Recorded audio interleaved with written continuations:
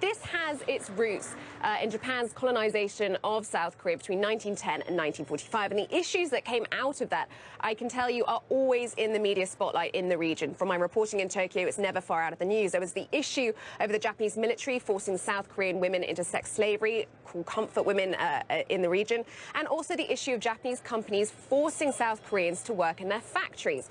Now, last year, a South Korean court ordered several Japanese companies to make compensation of hundreds of thousands of dollars to former forced laborers in South Korea. Companies like Nippon Steel, Sumitomo Metal, Mitsubishi, and several others could be in the pipeline. There are lots of other pending cases that involve different Japanese companies. Now, Japan says that no compensation is owed because all of that was settled in the 60s when the two countries normalized relations. Of course, South Korea disagrees with that, and as a result, they did seize some Japanese corporate assets in the country last year. Now, fast forward to this last week, and what we had was Japan announcing stricter export controls to South Korea on 3 key materials, which I won't even try to pronounce, but they are key ingredients used in semiconductor memory chips and smartphones. So something that is heavily relied on by the likes of Samsung, LG, SK Hynix.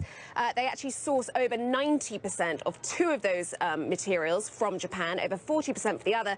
And if you consider that these South Korean firms actually contribute well over 2/3 of all these memory chips to around the world, then the global ripple effect, of course, of any export controls could potentially be very big. Where does the World Trade Organization fit in here when a country is threatening trade tariffs as a result of something like this?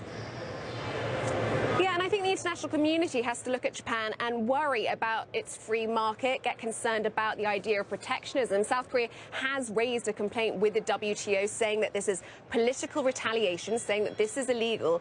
Japan says not. Japan says it is simply reviewing export controls in the light of its own security concerns. And if that were the case, if it's security concerned only, then that would be fine under WTO rules. Now, it could take a very long time, of course, for the WTO to come up with any kind of conclusion or resolution.